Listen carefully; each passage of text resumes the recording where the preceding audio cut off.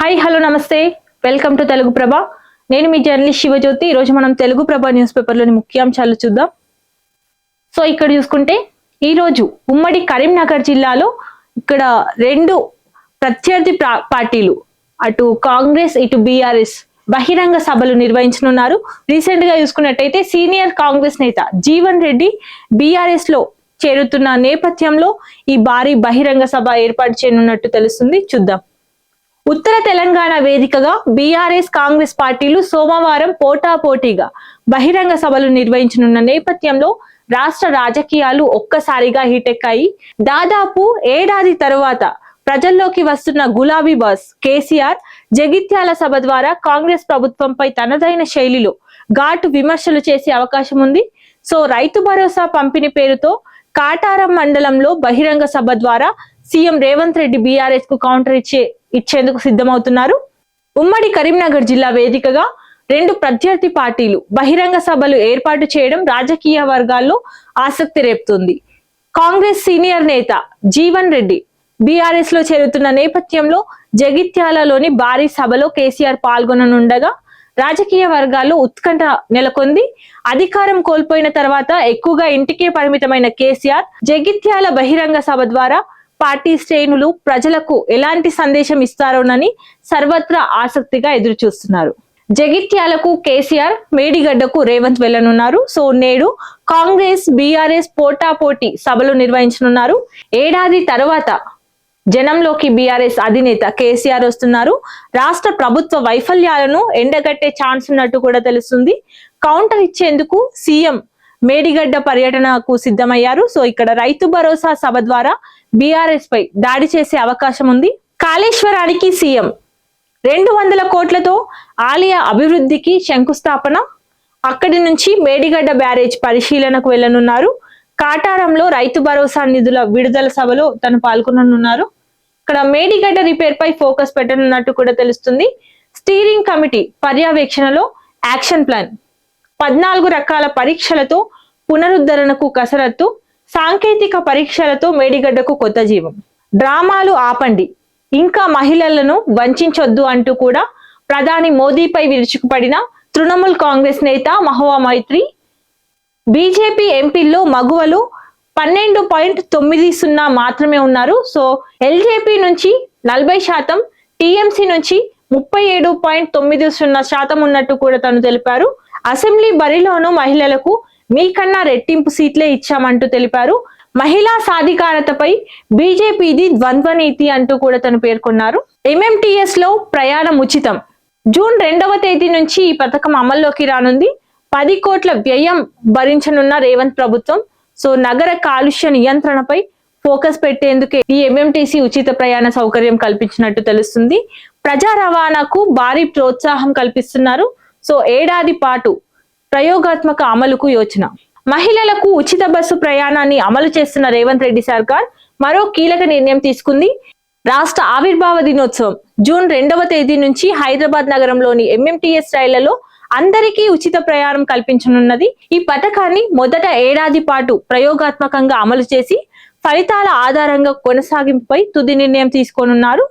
ఉచిత ప్రయాణంతో ఎంఎంటీసీ వినియోగం పెరిగి నగర రోడ్లపై ట్రాఫిక్ రద్దీ, వాహన కాలుష్యం గణనీయంగా తగ్గుతాయని ప్రభుత్వం భావిస్తోంది.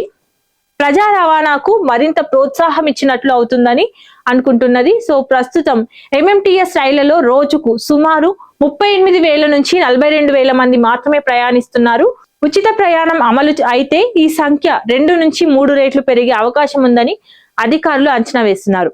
మెట్రో బస్సులతో పోలిస్తే తక్కువ ఖర్చుతో ఉన్న ఈ సేవలు పూర్తిగా ఉచితమైతే ప్రజలు పెద్ద ఎత్తున పబ్లిక్ ట్రాన్స్పోర్ట్ వైపు మల్లుతారని ప్రభుత్వం భావిస్తుంది. అలాగే హైదరాబాద్ ను ఆధునిక శుభ్రమైన నగరంగా మార్చడంలోనూ ఉపయోగపడుతుంది. అజారుద్దీన్ మంత్రి పదవికి గండం. ఈ నెలాఖరుకు ముగియనున్న గడువు. సో గవర్నర్ తో సీఎం రేవంత్ రెడ్డి భేటీ అయ్యారు.